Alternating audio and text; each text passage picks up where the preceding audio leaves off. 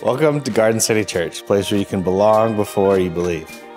This week, we have George talking to us about how to hold tensions. If you'd like to partner with us here at the channel, there's 3 ways you can do that. You can like and subscribe, you can share this video with a friend, or you can partner with us financially. You can do that through our website or by mailing us a check. We love you guys so much. Let's get into the Word with George. We live in a world that can very easily create a mentality or a posture of us against them. That in fact, right now, Americans rate division in the country as the most important issue facing them personally.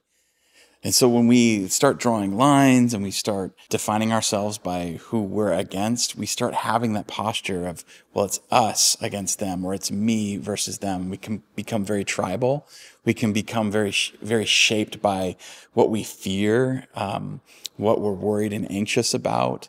And it can really spiral into really unhealthy places. And the thing I want to talk about today about us against them mentality is just how much tension it can create in the lives of people. There can be so many tensions that come out of the lines that are drawn in our world. Emotional tensions, spiritual tensions, political tensions, ideological tensions that people are living under.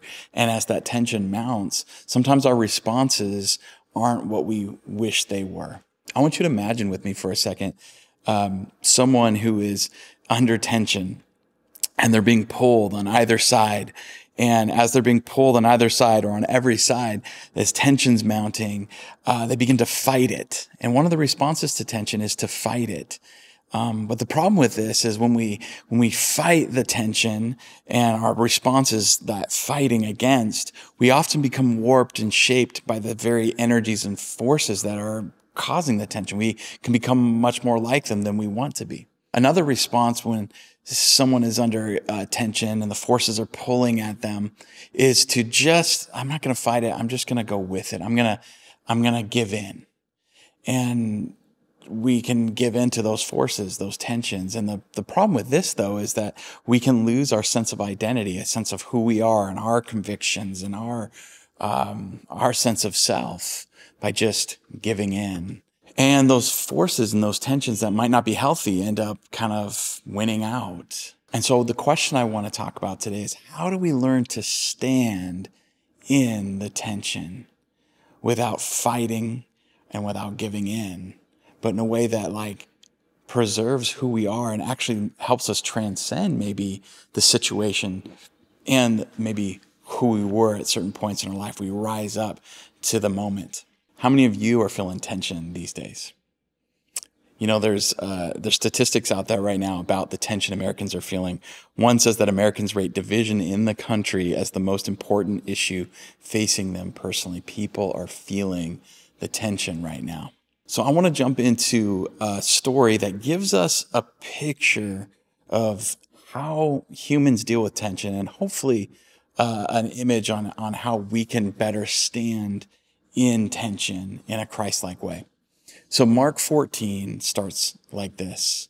Jesus and his disciples came to a place called Gethsemane. It was a garden. Jesus said to them, "Sit here while I pray." And he took Peter, James, and John along with him, kind of some of his strongest leaders. And he began to feel despair and was anxious. Now, that sentence really stood out to me this last week, just because sometimes I can be so, whenever I read the Bible or read Jesus, I look at his life, I can really easily focus on his divinity, the aspects that are so wonderful and godly and almost so different than humanity.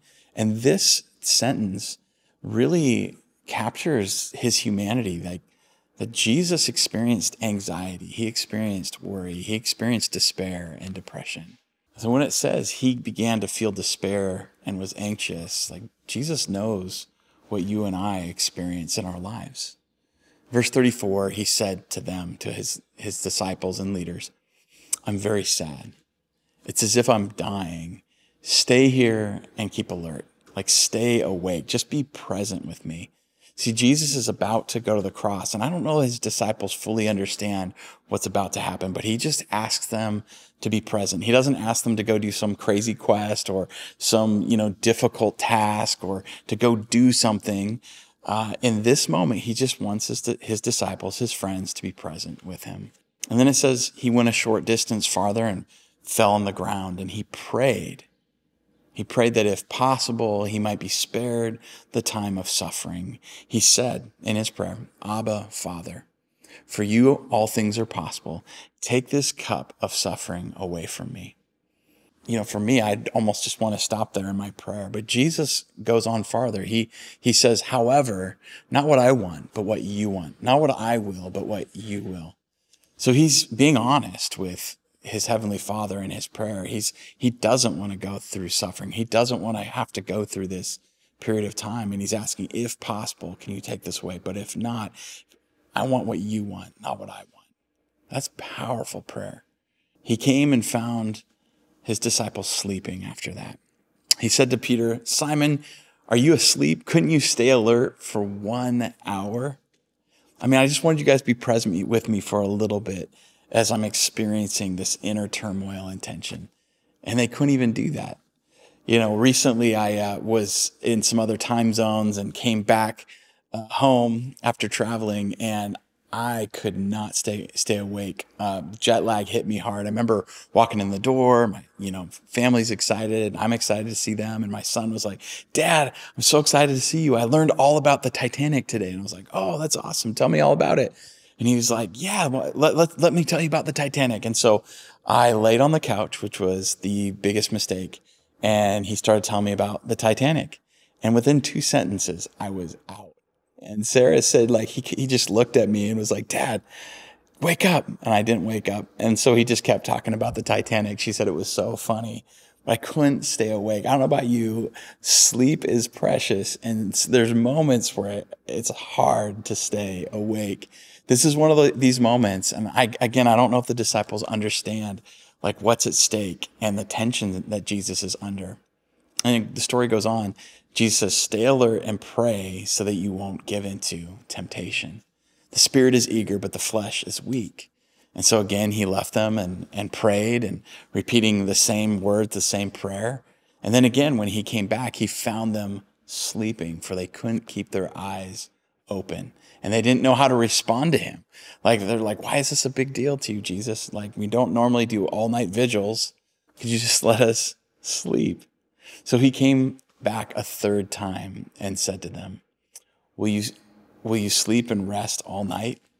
That's enough. The time has come for the human one to be betrayed into the hands of sinners. Get up. Let's go. Look, here comes my betrayer.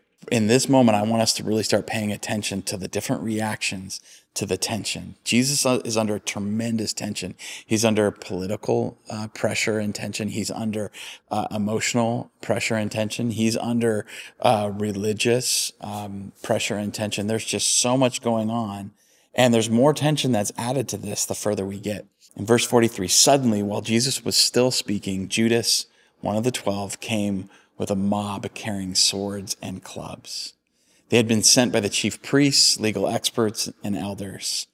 So all the religious leaders whose job is to love God and love people send men with clubs and swords to collect Jesus at night. His betrayer had given them a sign, arrest the man that I kiss and take him away under guard. So there's this moment where Judas has decided to betray Jesus. And N.T. Wright makes a contextual point that it's possible that Judas was expecting Jesus to kick out the Romans and come in strength and to lead a group of men with swords and clubs to kick the Romans out. And Jesus may have just been such a disappointment to his expectations that maybe he's just decided to give up. This Jesus isn't who I thought he was, and I may as well make some money out of this. Whatever the case may be, he comes and he betrays Jesus with a kiss, a sign of affection, a sign of loyalty, an embrace. And that symbol of loyalty and love is subverted into betrayal. As soon as he got there, Judas said to Jesus, Rabbi, and then he kissed him. And then they came and they grabbed Jesus and they arrested him. Now, one of the bystanders drew a sword and struck the high priest's slave and cut off his ear. Mark is really kind of kind. He's not like naming names on people's responses and like their mistakes. But in the book of John, John's gospel, he wasn't afraid to name names. And he's like, Peter did it. Peter was the guy who cut a guy's ear off in response to this moment. And then Jesus responded, have you come with swords and clubs to arrest me like an outlaw? Day after day I was with you, teaching in the temple, but you didn't arrest me. But let the scriptures be fulfilled that my betrayal is going to happen like this. And Jesus, the way he taught, the life he lived was not the way of the sword. It was not the way of like clubs and gangs and coming in at night and doing things that are evil and wrong. It's such a contrast. There's such irony that's happening in this passage. In verse 50, it says, and all his disciples left him and ran away. And one young man, a disciple, was wearing nothing but a linen cloth. They grabbed him, but he left the linen cloth behind and ran away naked. Here, let's just look at some of the responses to the tension that happens here. First response that we notice that the disciples experience is falling asleep. Whenever Jesus asks them to be present and stay with him in the tension, they fall asleep. They can't stay awake. Another response to the tension that's going on politically and religiously is betrayal. Judas decides that he wants silver rather than to support his rabbi. And so he betrays Jesus with a kiss. And then another response is violence. Peter cuts a guy's ear off with a sword. And then his disciples flee. And not only that, some dude's running off naked. And there's Jesus left holding the bag, standing there in the tension with his enemies. And all of his friends have left him. They're gonzo.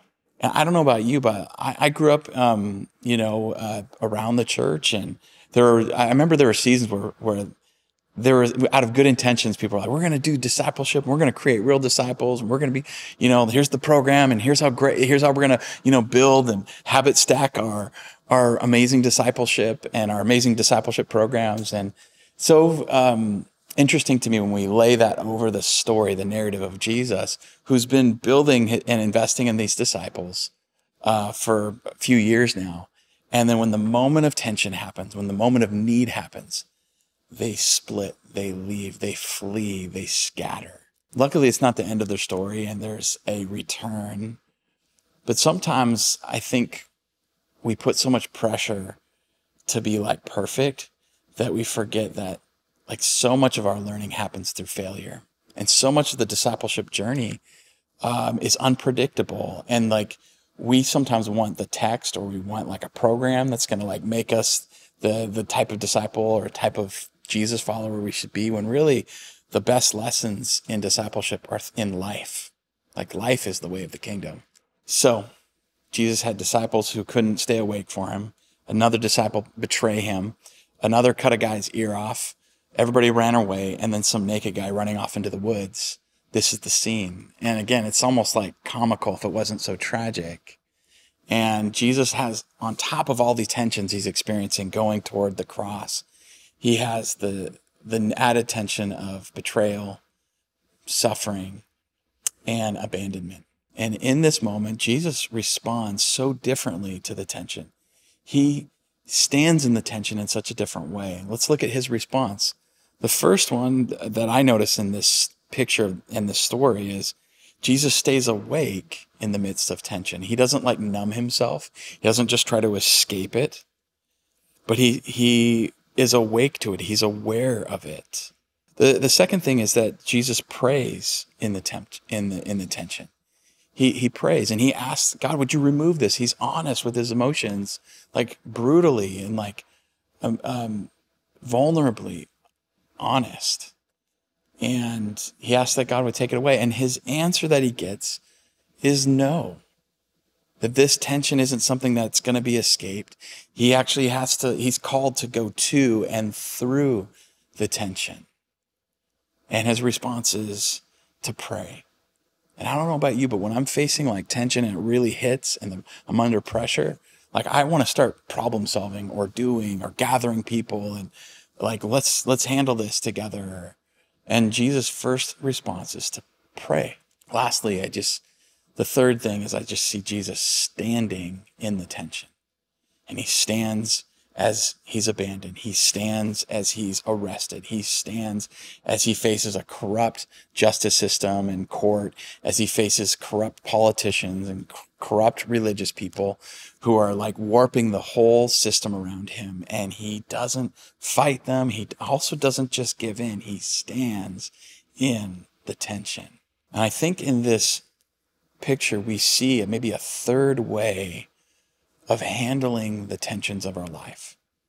Now, you and I are not called to the same calling or vocation as Jesus. Like, we're not called to go and die for the sins of the world and bring forgiveness for everybody and face the same kind of suffering and the same narrative that Jesus faced in these passages. But we are called to learn as disciples to live in a Christ-like, a Christ-formed way, where we learn to stand in the tensions that we're called to. Because sometimes we don't have to go through a tension or a pressure, or there's an escape, or there's God provides another way.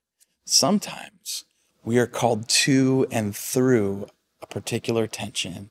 And we're made for this moment, but we can start fighting it, or we can start giving into it, or we can learn to stand with Jesus, or learn that he's standing with us in the midst of it. And it's here in the fault line, like in the center of the pressure, where sometimes the worst of earth is meeting the best of heaven, or where God's goodness is clashing with some form of darkness, and we're there, and we're the ones called to somehow meet the moment and somehow reflect the kingdom, somehow reflect heaven. And it can be really hard. And sometimes there's never an instruction manual on how it's supposed to be exactly done. And we have to learn to follow Jesus and follow the Spirit in that moment. But it's in those moments that I think that we can see the most creativity happen. We can see the most possibilities happen. If we decide to not go this option 1, option 2, but option 3, I feel like there's a way that God could create in this if I just stand with him and trust him. So I want to do something, just an exercise, it might be a tool, it might be a practice for you when you are facing tension. And I don't know what tension you might be facing these days, but whatever it might be, whatever the greatest tension and pressure you're feeling that's pulling at you from different directions, I want you to think about that, and I want you to think about you, just mentally picture yourself and the tension's pulling you, and then imagine yourself fighting it. Just fight it. What does that feel like? What's going through your mind and your heart when you just try to fight it? Now I want you to drop that, and I want you to come back to the tension, and then feel the pressure and feel the pull, and then give in. What does it feel like to just give in to the pressure, to the tension? What's going on in your heart, your mind, your soul as you give in to that? Now let that go, and then come back to the tension, feel it, and rather than fight it, rather than give in, I want you to just imagine, what does it feel like and look like to stand in that? Without capitulation, without fighting against. What does that feel like? What possibilities open up? What creativity could potentially happen if you stand with Christ in the tension? Because he surely is with you. I want to encourage you and thank you for being part of this community. And I want to ask, what would it look like if we had a community that was learning, not perfectly, but learning to stand in the tragic tensions of our world in ways that bring hope, love, renewal, compassion, and understanding when the rest of the world is going mad? Let's do that together. Guys, I love you so much. Take care.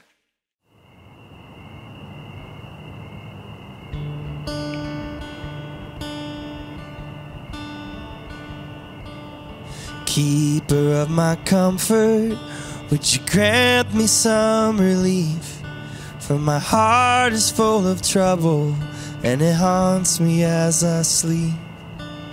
Shepherd, would you show me where are the fields of green? 'Cause I'm lost down in the valley, and pain is all I see.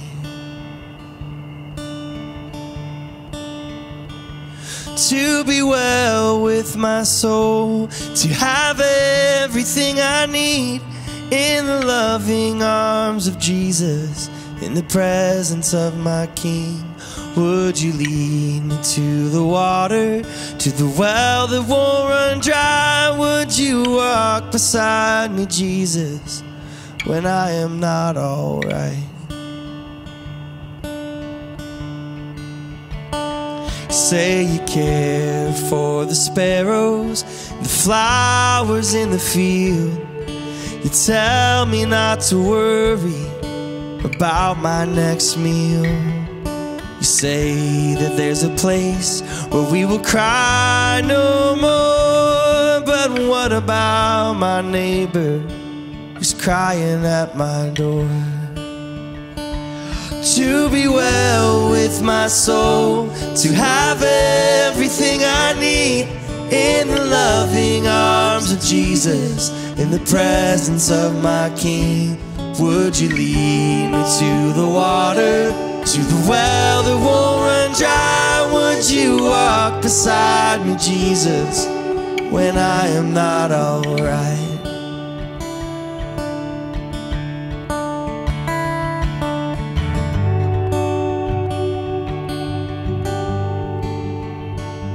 God, you say that you're a healer. Can you heal a friend of mine? She's sick and she is dying, and she's running out of time. God, I know that you are working, but sometimes it's hard to see. You must have felt the same way when you were dying on that tree. Your father turned away from you at the moment of your grief. Standing in death's doorway, you were thinking about me.